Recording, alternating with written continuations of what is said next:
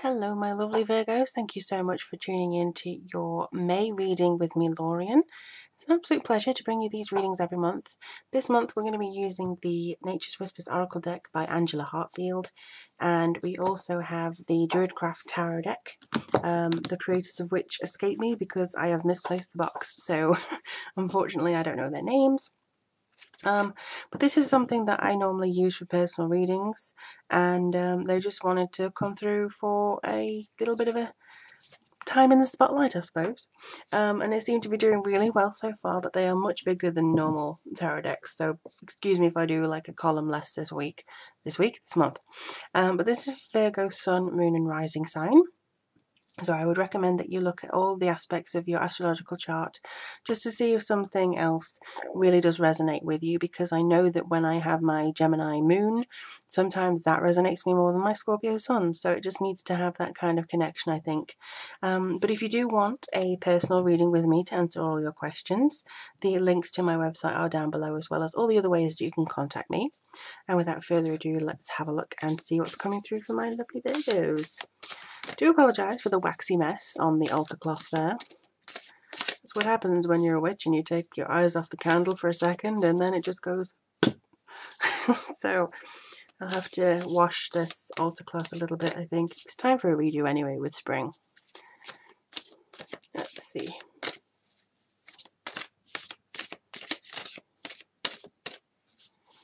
I'm getting a lot of balancing coming through here just as I knock the camera. But also they said something about anxieties and stuff coming through. So we'll see. Is this right? They say current one. So yeah, okay. Ooh, nice. Ooh, nice. So you have the Wheel, you have the Queen of Cups, you have the Seven of Cups, you have the Four of Wands, Death card. Oh, okay. And you have the Seven of Wands. Oh. And at the bottom you have the Nine of Swords, the anxiety card. So I was right. Not to toot my own horn, but yeah. Nine of Swords is a lot about anxiety, a lot about maybe a little bit of despair coming through, sleepless nights, being a bit worried if the decisions you've made are the right ones. In short, don't worry. I know it's simple. Just don't worry. It's fine. It's like telling a cat not to be a cat. But basically, try and relax yourself. They don't want the anxiety to come forwards and ruin what should be a brilliant new beginning. So let's have a look for May. Okay.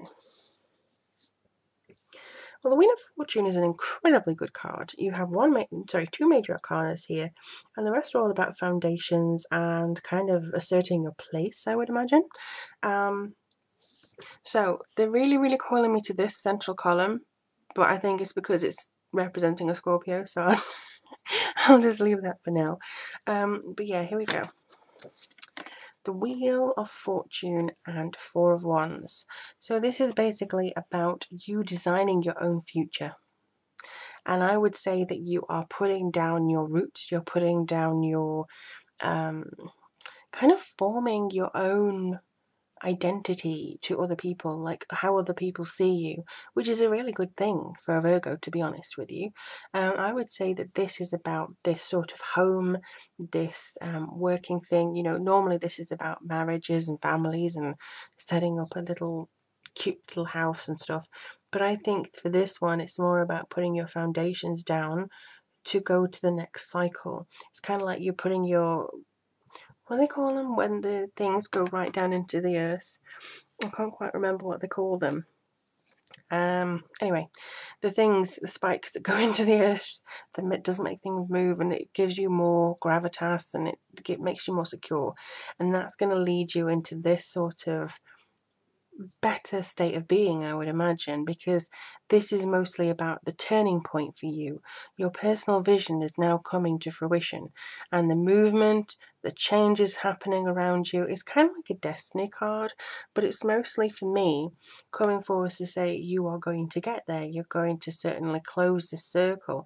Now, in a ritual, closing the circle is to make sure that you have this security, and the magic is contained in there, so nothing else can get in, nothing else can mess with your powers, nothing else can mess with the ritual or the spell or stuff like that.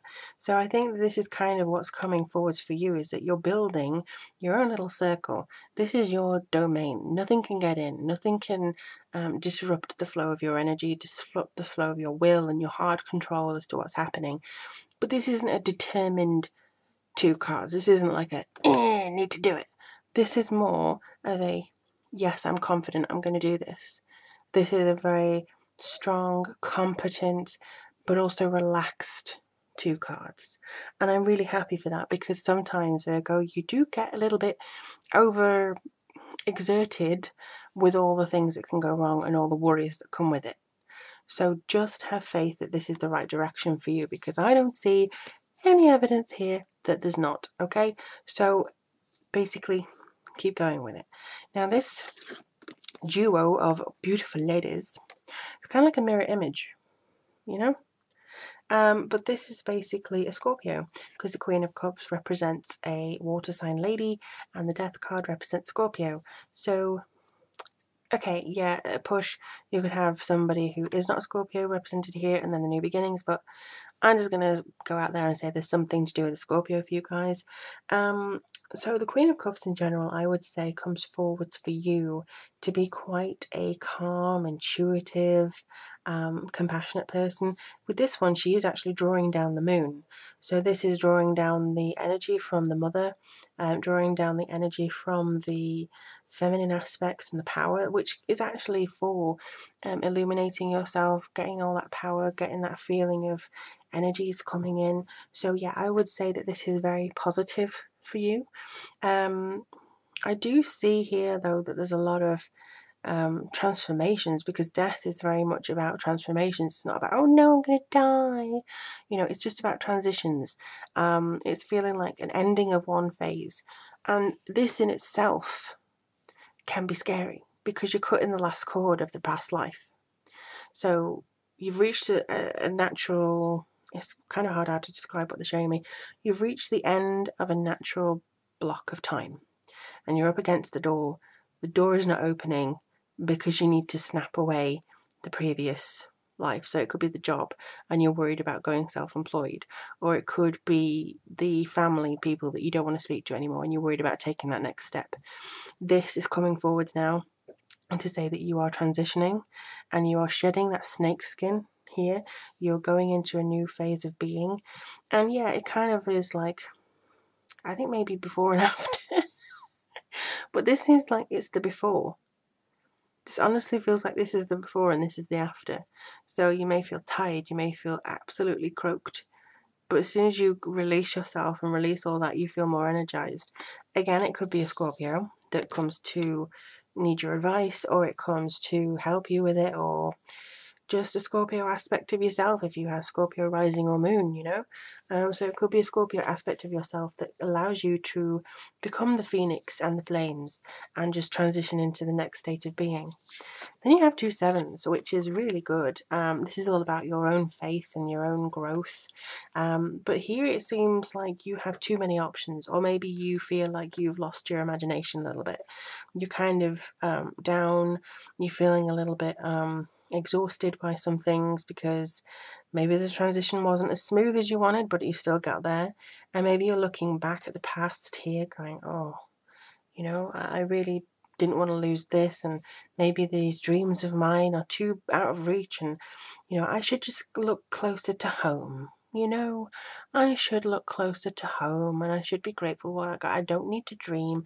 This is just folly. This is just stuff that I don't need. It's nice to fantasize, but don't do that. No, have faith in yourself, because this here is all about standing up for what you believe in, persevering, and beating back the competition. You didn't start this new phase just to go, oh well, now I'm here, it's nice. No, get rid of that. Get rid of it. Focus on your connection to yourself and your perseverance and your tenacity and your need to strive forwards, because you are holding back all the other competition. You need to hold back your anxious thoughts. You need to hold back those who don't believe in you, and you need to bop them on the head, because this is mostly about you triumphing, or almost whatever it is, being of triumph. You are going to have that connection coming in. So I get quite defensive over Virgos because you criticize yourself so much and you're your own worst enemy, and you just accept whatever's there sometimes, and it's like, oh well, this is okay, that's fine. You need to, some of you at least need to have a rocket lit up your bottom, because this is not, you don't just deserve the status quo because you want to help everybody else and you want to be a martyr. Don't be a martyr. You will not be of any use to anybody if you don't feel fulfilled in your own self. Be yourself first and then help others, because otherwise you're going to lose yourself in the mess of everyone else's problems. And I don't know where this is coming from, but it needs to be said apparently, because they're putting it in my head and they're getting me quite irate about it. So let's just have a look. Don't let people take advantage of you during this. Don't let people go and make you doubt your confidence. Do not. If they make you doubt yourself, flick them away. Right. And after all that, let's have a look at the oracle card. Alright, let's see. Whoop, whoop, whoop, whoop. Okay, you wanted to come out, but also this one. Ooh, okay, no, sorry. You were just a falling thing, weren't you? Pretty. It's an empowerment card. So, this is your time of empowerment. This is your time of, I'm coming forwards. I'm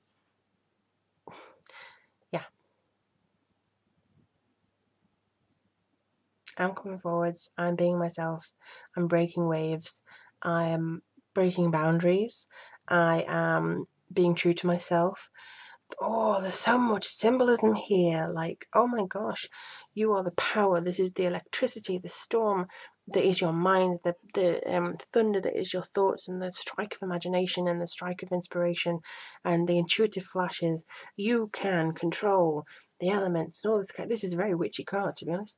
And then this is like the emotions of the waters of emotions, and having that kind of feeling, and then the change of beauty and light and blessings and stuff like that. But this is basically, I think, symbolism for the complications and the multi-layered dimensions of yourself. I honestly feel that. And also, if I'm going to be quite dominating about it, I would say this is the complications in the multi-layered opera that is a woman. Because it just feels so, you are everything. This is Mother Nature. This is literally Mother Nature. It's got every single season, every single position here, every single thing. So you are empowered this month. You can be empowered with the fact that you are so closely connected to nature, being a Virgo, and you need to have that power. You're a goddess, babes. You're goddesses and gods, you know. You have to connect within yourself this month, I think. But after all that, let me know how it goes for you in the comments below. If you do want a personal reading from me, the link as to how to get one is on my website, and it's in the description box below. But I wish you all the very best. Again, keep in touch with me, and I look forward to reading for you very, very soon.